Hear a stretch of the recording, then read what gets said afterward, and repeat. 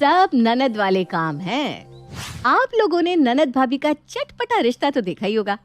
आप ये तो बहुत अच्छे से जानते होंगे कि ननद भाभी के बीच में कितनी नोक-झोंक होती है।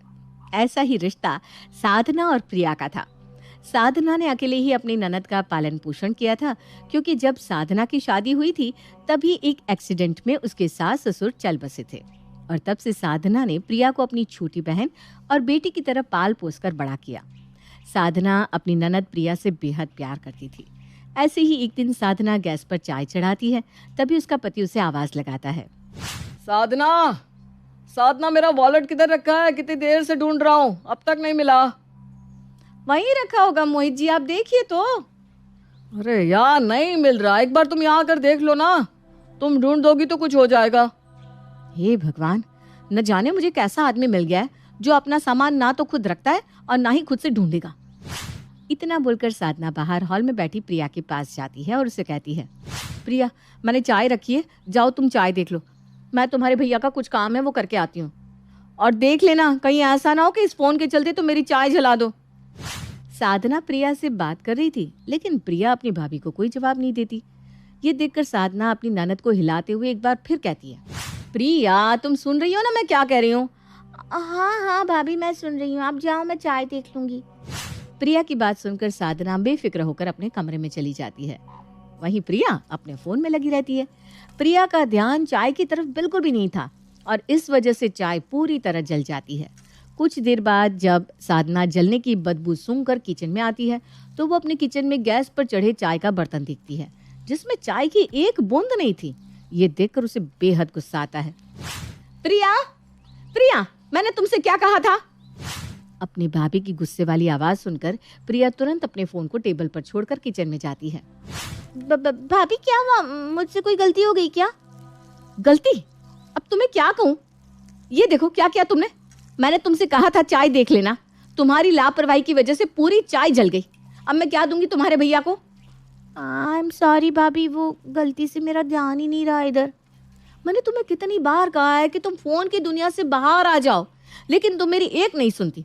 और देखो, तुम्हारी लापरवाही की वजह से चाय तो गई, साथ ही साथ चाय वाला बर्तन भी जल गया।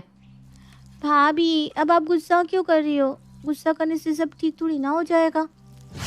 प्रिया की इतनी मासूमियत भरी बातें सुनकर साधना का गुस्सा 2 मिनट में छूमंतर हो जाता है और साधना प्रिया को वहां से भेज देती है और खुद दूसरे बर्तन में मोहित के लिए चाय बनाकर उसे दे देती है। समय यूं ही गुजरता है और गुजरते समय के साथ प्रिया और साधना के बीच इसी तरह नोक झोंक होती रहती।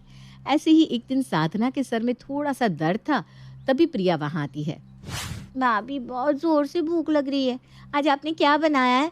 दिन का कुछ रखा है क्या खाने के लिए? नहीं प्रिया, सब खत्म हो चुका है, साथ ही ना सब्जियां भी खत्म है। मेरे सर में बहुत तेज दर्द हो रहा है, इसलिए आज मैं मार्केट तो नहीं जा पाऊंगी। एक काम करो ना, तुम ही मार्केट जाकर कुछ सब्जियां ले आओ। लेकिन भाभी, मुझे सब्जियां खरीदनी कहाँ आती है? कहीं ऐसा ना हो कि मैं खराब सब्जियां लेकर आ जाऊं। अरे मुझे पता है प्रिया, तुम खराब सब्जी लेकर नहीं आओगी। जाओ ना प्लीज, लेकर आओ ना, मेरे सर में बहुत दर्द हो रहा है। ठीक है, मैं ले आऊंगी। अब आप ना इतना मुझे प्लीज प्लीज मत कहो, मुझे अच्छा नहीं लगता। आप मुझे इतनी रिक्वेस्ट क्यों कर रही हैं? प्रिया साधना की बात मान जाती है और मार्केट चली जाती है सब्जी लेने। वहीं साधना अपने घर में अपने सर पर कपड़ा बांधकर रेस्ट करने लगती है। कुछ घंटे बाद प्रिया अपने हाथ में ढेर सारा सामान लेकर आती है। भाभी, मैं आ गई फ्रूट्स लेकर। प्रिया के मुंह से फ्रूट्स का नाम सुनते ही साधना एकदम से उठकर बैठ जाती है। फ्रूट्स? तुम फ्रूट्स लेकर आई? हाँ भाभी, आप ही ने तो कहा था फ्रूट्स लेकर आने के लिए। आपके सर में दर्द हो रहा है, आप खाओगे तो आपको अच्छा लगेगा, इसलिए मैं लेकर आ गई। अरे यार, मैंने तुम्हें फ्रूट्स लाने के लिए नहीं कहा था, तुम्हें सब्जियां लाने को कहा था प्रिया। अब मैं तुम लोगों को रात के खाने में फ्रूट्स काट के दूं क्या? अरे प्रिया, कब सब्जी होगी, कब बड़ी होगी? अगर तुम्हारा यही हाल रहा ना तो तुम्हारे ससुराल वाले तुम्हें बहुत सुनाएंगे। क्या भाभी, आप भी ना कुछ भी बोलती हो। अभी मेरी शादी को बहुत टाइम है और जब मेरी शादी होगी ना तब की तब देख लूंगी। पर फिलहाल तो आप हो ना। मैं कुछ भी गलती करती हूँ तो आप संभाल लेते हो। अगर इन फ्यूचर गलती मेरे से हो गई ससुराल में तो भी मैं आपको फ़ोन कर दूंगी, आप मुझे समझा देना। प्रिया की ऐसी बातें सुनकर एक बार फिर साधना पिघल जाती है और मुस्कुराती हुए उसे गले लगा लेती है। तुम्हारी बातों से ना मैं पिघल जाती हूँ, पर इसका मतलब ये नहीं कि हर बार तुम गलतियां करोगी। आखिरी बार तुम्हें माफ कर रही हूँ, इसके बाद कोई गलती मत करना, समझी? ठीक है भाभी, मैं आगे से कोई गलती नहीं करूँगी। लेकिन अब हम सब्जी का क्या करें? सब्जियां तो है ही नहीं घर में, खाना कैसे बनाएंगे हम? तुम उसकी चिंता मत करो, तुम्हारे भैया है ना, तुम्हारे भैया को फोन करके मैं उनसे सब्जियां मंगवा लूंगी, या फिर आज हम बाहर का ही खाना खा लेंगे। पर अगर भैया को पता चल गया कि मैंने इतनी बड़ी गलती की है तो मुझ पर बहुत गुस्सा करेंगे ना। अरे प्रिया, मेरी प्यारी ननद, मेरी छोटी बहन, तुम्हारी भाभी है ना, सब संभालूंगी मैं, फिकर नॉट। इतना बोलकर साधना मोहित को फोन करती है और उसे सब्जियां लाने को कह देती है। शाम को जब मोहित घर आता है तो प्रिया अपने भाई मोहित से कहती है, भैया आज घर का खाने का मन नहीं कर रहा, क्यों ना हम बाहर ही खा लें? नहीं प्रिया, बाहर का नहीं। वैसे भी तुम बहुत जल्दी बीमार पड़ जाती हो, इसलिए तुम्हें बाहर की चीज़ें नहीं खानी चाहिए। अरे मंगवा लीजिए ना मोहित जी, मेरा भी बहुत मन कर रहा है, और वैसे भी कभी कभार बाहर का खाने में कोई बीमार नहीं पड़ता। और मेरी ननद अब ठीक हो चुकी है, वो बीमार नहीं पड़ती क्योंकि अब वो बड़ी हो चुकी है। अच्छा, तो ये तुम दोनों की मिली भगत है। अब ननद भाभी साथ में है तो बेचारा अकेला भैया क्या करेगा। चलो मंगवा ही लेते हैं। इतना बोलकर मोहित अब बाहर से खाना ऑर्डर कर देता है। ऐसे ही हंसी खुशी के साथ उनके पल कटने लगते हैं। समय गुजरता है और समय के साथ प्रिया की उम्र शादी लायक हो जाती है। ये देखकर मोहित अपनी पत्नी साधना से कहता है, साधना, मैं क्या कह रहा था कि प्रिया की उम्र अब शादी लायक हो रही है, क्यों ना समय से पहले उसके हाथ पीले कर दिए जाए। हाँ मोहित, अब बिल्कुल सही कह रहे हैं। अब हमारी प्रिया बड़ी हो गई है, हमें उसके हाथ पीले कर देने चाहिए। लेकिन प्रिया मानेगी? मैं उससे बात करूंगी ना, आप लड़के देखना तो शुरू कीजिए। साधना प्रिया से उसकी शादी की बात करती है, लेकिन प्रिया शादी के लिए अभी पूरी तरह तैयार नहीं थी। लेकिन वो अपनी भाभी से बेहद प्यार करती थी, इसलिए अपनी भाभी की बात काट नहीं पाती। भाभी, मैं आपकी बात नहीं काटूंगी, आप रिश्ते देखना शुरू कर दीजिए। लेकिन हाँ, मैं उम्मीद करती हूँ कि आप मेरे लिए कोई गलत घर नहीं ढूंढेंगी। प्रिया की ऐसी बातें सुनकर साधना के चेहरे पर एक मुस्कान आ जाती है और वो प्रिया के लिए जोर शोर से रिश्ते ढूंढने शुरू कर देती है।